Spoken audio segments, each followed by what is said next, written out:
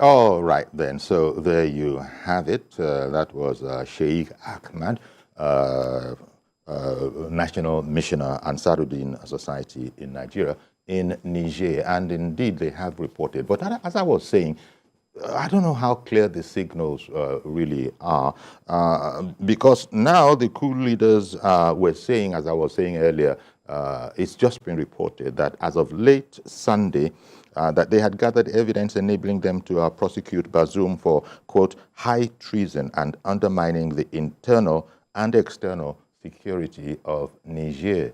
Now, that would have blindsided ECOWAS, as indeed, again, still reading from the report, ECOWAS said it had learnt of the threats with stupefaction. Indeed, because here are our people reporting back to, Abuja that, it's a doable situation. We can work this, and now to suddenly hear this. Well, you might have heard also that the Secretary of State of the United States, Anthony J. Blinken, actually has spoken, it has been reported, with President Tinubu, and after commending him for his leadership of ECOWAS, and in particular the second summit, has, opined that the pressure needs to be kept up. That was one aspect of the story. So here we are. We on this program yesterday, you recall that we were saying that we've seen a ray of light. The coupists are agreeable to talking about it. But now, what do we make of the latest coming out of Niger now that, they actually had evidence with which to prosecute President Mohamed Bazoum? So these are worrying signals. Let's talk about it. We'll also take your calls from home. Comrade Ayodele Adewale, political affairs analyst, is our guest this morning. A fine morning to you, Wole in Ibadan, if I got that right. Good morning to you, Wole in Ibadan. Good morning, Uncle Yori. Good morning, sir. Thank you for calling in. It's a pleasure getting through to you. There is one aspect that people are not talking about. Okay. And that is the pressure itself coming from the Francophone countries on Nigeria. The people in the Francophone country have these things against France right now. Now that this one has happened in Niger, and the people, the Nigerians, are supporting the soldiers for doing this, the other Francophone countries still in democracy will be afraid that this thing will happen in their own countries too.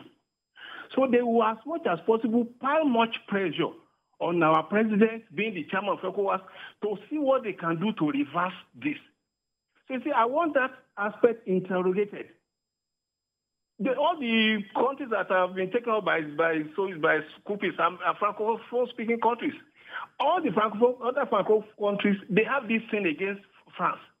So the leaders of those in democracy are afraid that it will get to them eventually. Okay. You understand? So that's part of the pressure that our president will be facing right now. Indeed. Apart from the normal ECOWAS resolutions. So we need to interrogate that very well. You understand? And this has to be a pointer to ECOWAS that it is not only fighting coupists, but ensuring that there is good governance in all these countries. That there is good governance. You must put an end to tenure of elongation by changing of constitution. All those things must come into play. It is not just a question of, okay, a coup has happened here now, and we must go and fight and cancel it. No. All right. I get you. Thank you very much for calling in. Indeed, we talked about this at least to a degree yesterday, and most people are saying that there's absolutely nothing wrong with what you say in terms of people not being satisfied with elected officials, but the sort of no negotiation aspect of it is that you've got to wait for an election cycle and then vote them out. Nobody wants anybody in there. So it is the principle that we hear ECOWAS is insistent upon, that nothing must interfere with democracy. Otherwise, we'll have a mess on our hands. It's not that Nigeria is particularly on one side or the other. Nigeria and ECOWAS, and in this case, actually one can say ECOWAS and Nigeria, I think that's the way one should say it, ECOWAS and Nigeria are insistent on democracy and democratic practices, such as, for instance, wait for the election, do not vote in a person that you are fed up with. So that's it. So that's the situation there. I thought I'd just sort of put that down and then resume with our comrade Ayodele Adewale, political affairs analyst today. Once more, comrade, a fine morning to you. Sorry I had to sort of take care of that, as you can imagine. A call came in. So maybe we should even continue from there and that particular call. Would you care for, any, for a response to that? Because the caller was saying that, look, one should be careful and, take some people who, for instance, are saying that all is well, that is Nigerian citizens saying that all is well there, it is as we wanted it. Yeah, but the point, you can say that. There are other people who are also saying from that Niger and outside of Niger and within ECOWAS that you can't topple a legitimately elected government. Comrade, your thoughts?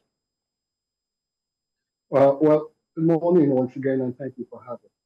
I will pick it from where you stopped, saying that some people are saying all is well, especially as it concerns the Nigerians. But my question would be, was there a referendum that was carried out to ascertain that statement that the Nigerians are saying all is well? Was there a referendum to also show that the majority of Nigerians are happy about what has happened?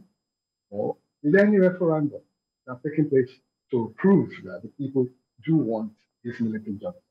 The only exercise that took place there was a democratic one that paved way for the election of the incarcerated president of Nigeria. And we must understand that all over the world has come to stay. People have accepted that democracy is the only way, the only means of governance, and the only means that ensure that people participate in choosing their electoral representative. And ECOWAS have come together, not now, for many decades ago, since it was formed in the 70s, that they must support one another to ensure that democracy and democratic values and norms are upheld. And Nigeria have not gone out of way to ensure and protect what they had signed.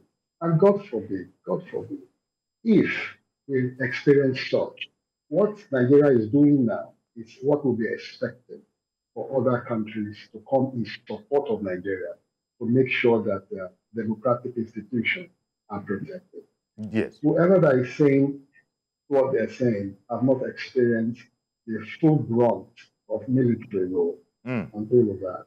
And in as much as we do not support bloodshedding, but again, we must protect the democratic ethos and system. Okay.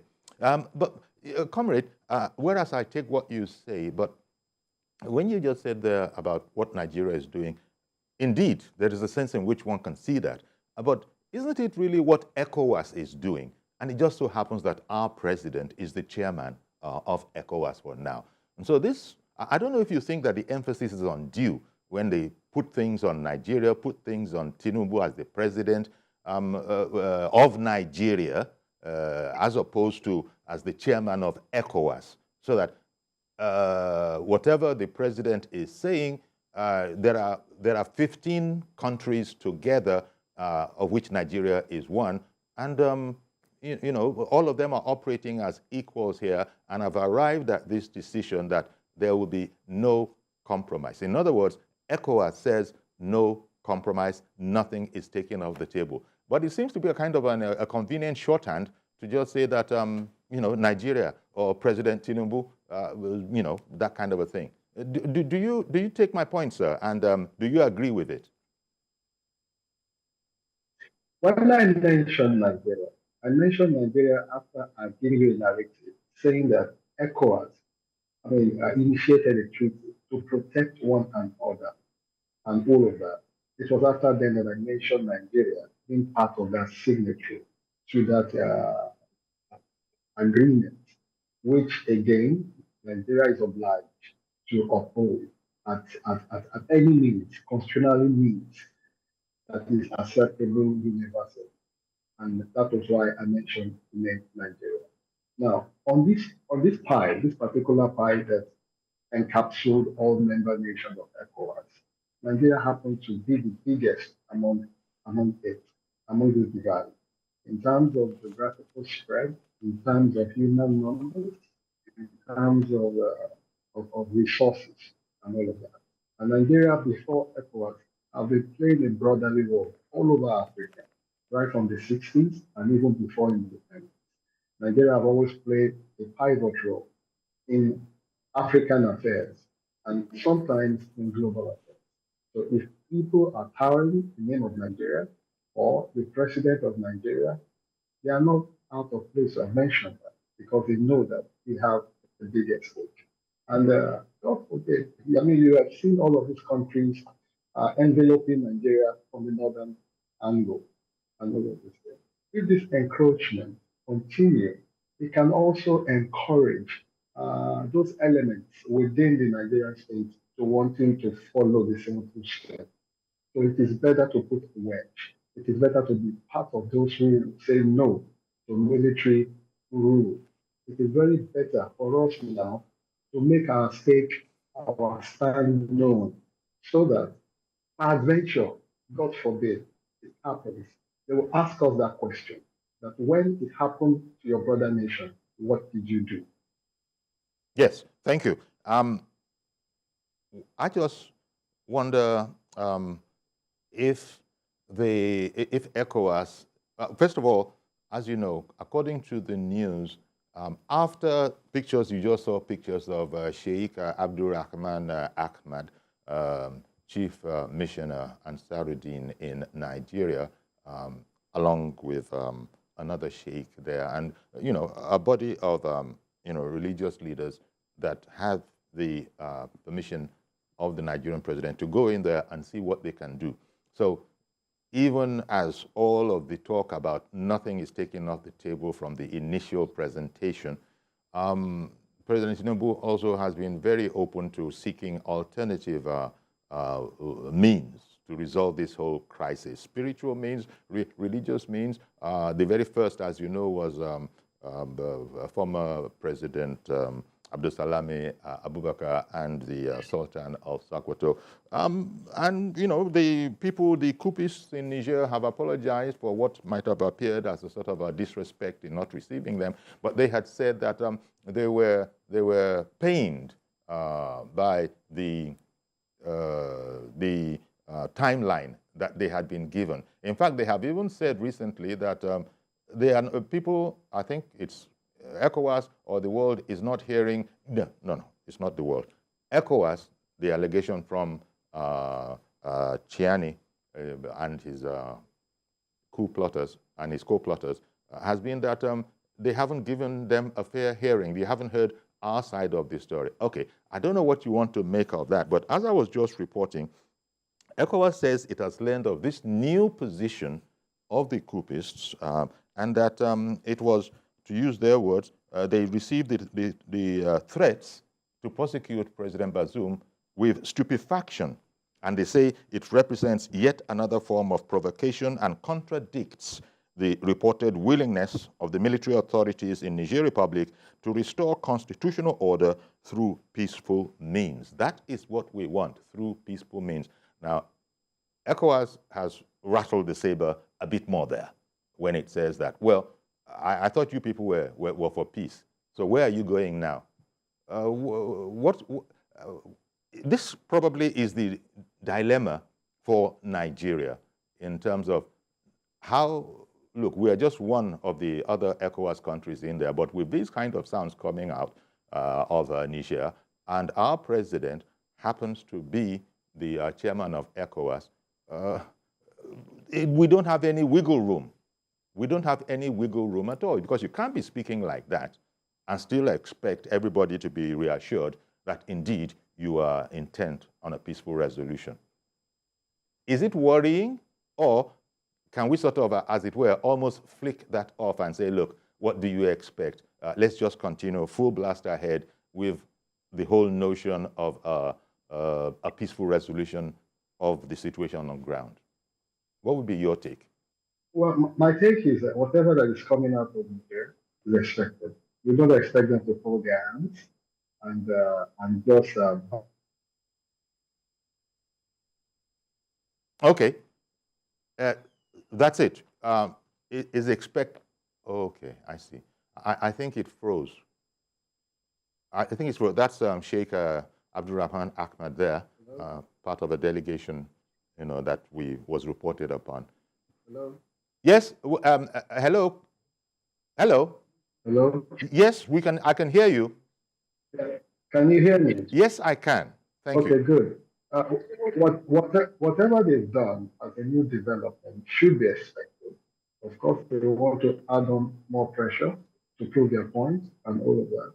And ECOWAS should continue with the engagement by sending delegation down there to speak with them, to try to speak reasons to them, and bringing them back on the table to do the needful and restore the democratically elected president back to his seat. And this also will help the people to be more interested in the late elections that are coming, to either choose the man or bring in somebody else. Okay, one moment, please, comrade. Akin in Ikorodu has called in. Good morning to you, sir. Yeah, good morning. There is Yori, Folarin. Good morning. Thank you for calling in. Go right ahead, please. The first time caller, please. Oh, we're great. We're delighted to have you.